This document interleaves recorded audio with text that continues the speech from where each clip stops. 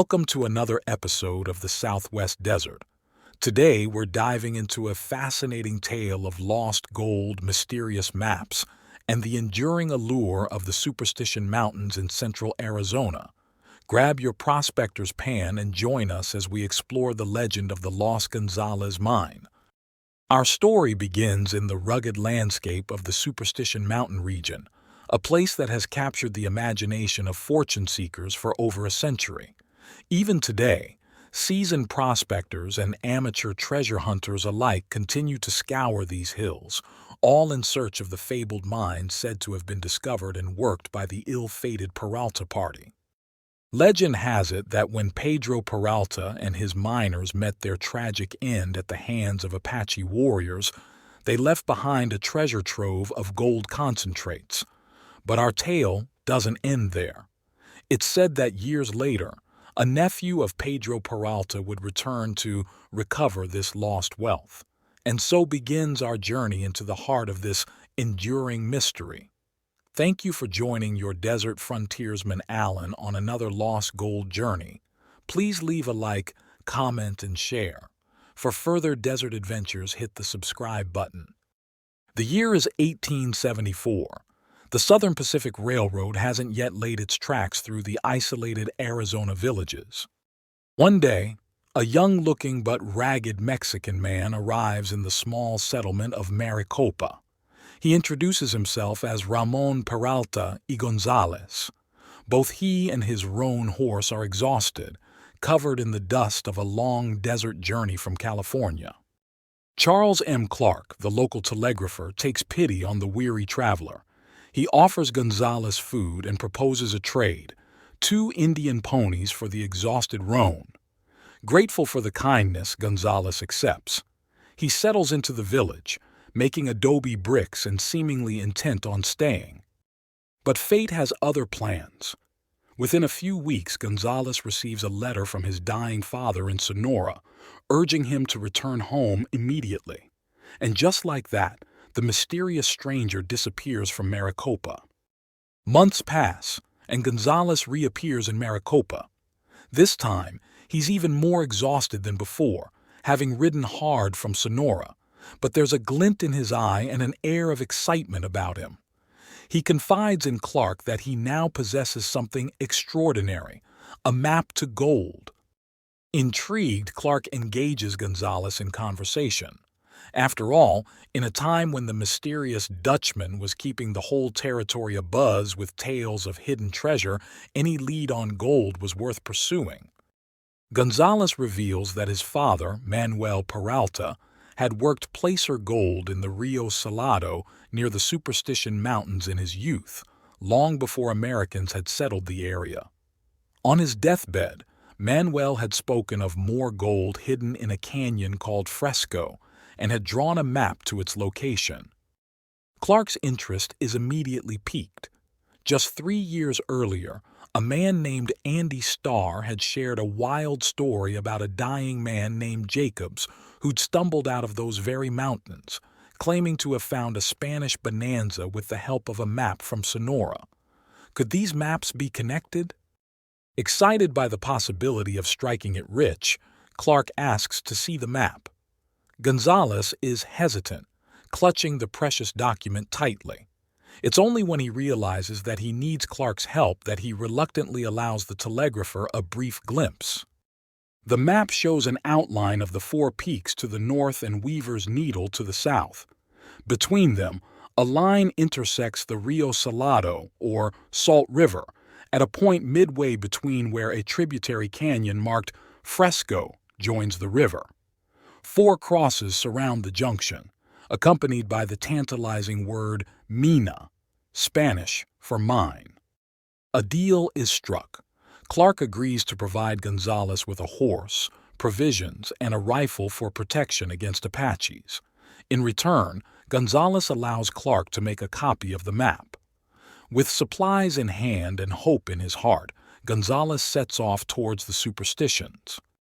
Gonzales's path takes him northeast across the desert, past the western end of the mountains, through Apache Gap and onto Mormon Flat on the Salt River. Following the riverbank, he searches for the two old arrastras his father had mentioned, the site where placer gold had once been obtained. But what Gonzales finds is far more than he bargained for. Near the mapped canyon fresco, he stumbles upon a grisly scene. Human bones scattered about, the last remnants of clothing clinging to them. Nearby stand the tumbled ruins of an old camp. With a mix of wonder and trepidation, Gonzales explores the site. Behind the ruined breastworks where Pedro's unlucky men had made their last stand, he makes an astonishing discovery. Glittering through rotted hide sacks are golden concentrates from Pedro's mines in the mountains. This stroke of luck was beyond anything Manuel Peralta had foretold on his deathbed. With such a treasure, Gonzales could live comfortably in California. There was no need to venture further up Canyon Fresco, though it lay tantalizingly close. The canyon, later known as Tortilla Creek, running southeast from Mormon Flat. Gonzales wastes no time. He fills the sacks he brought along with the golden bounty and returns to Maricopa days ahead of schedule.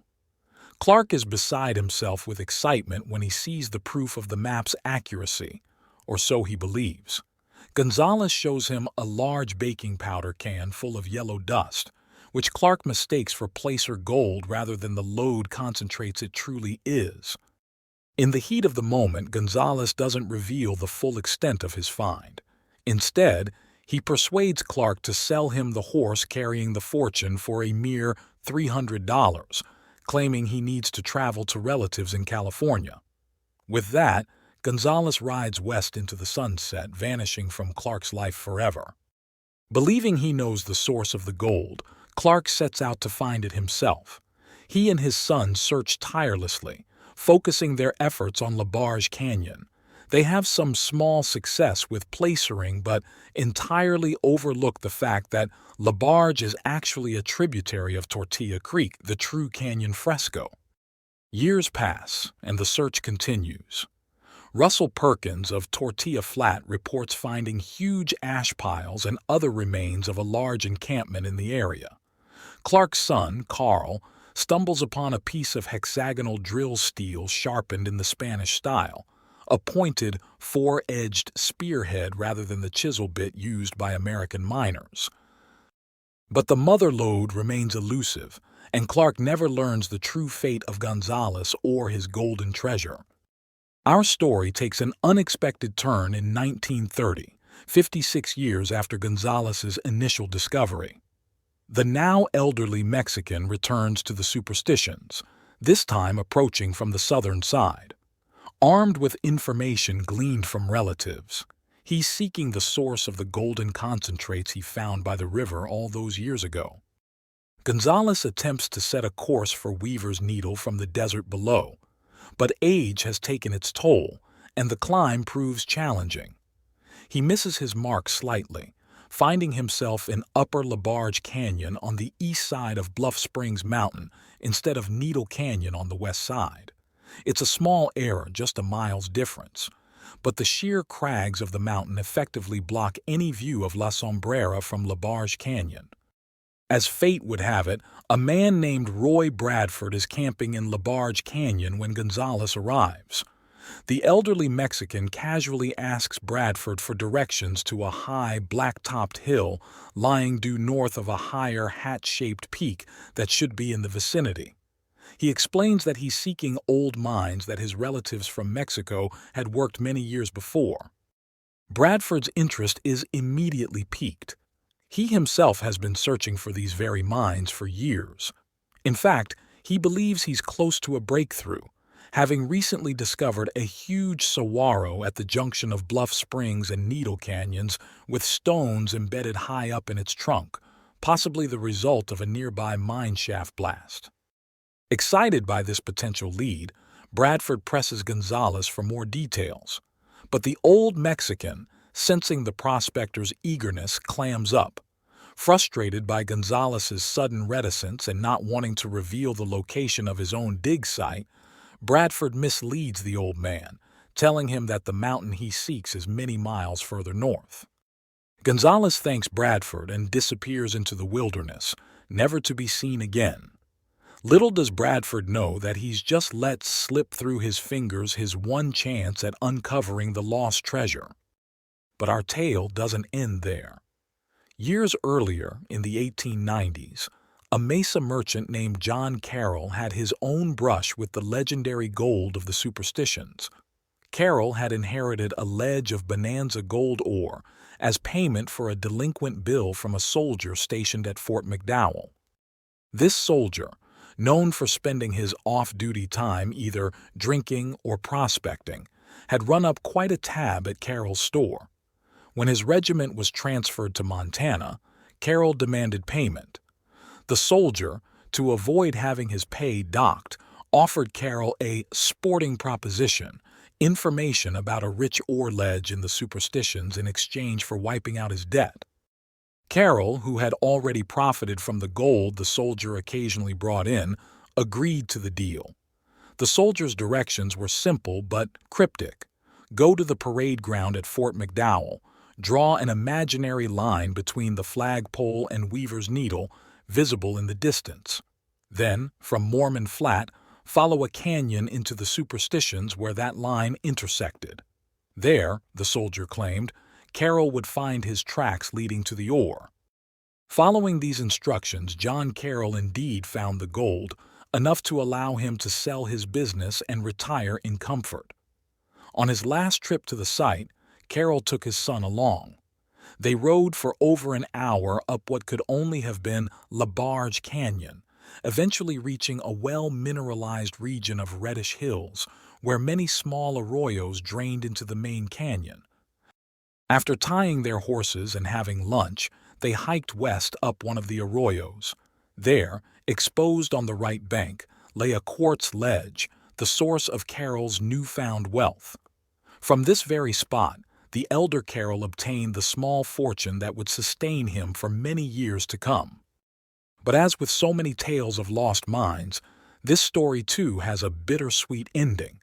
The rich ledge seemed to vanish into thin air, likely covered by erosion over time.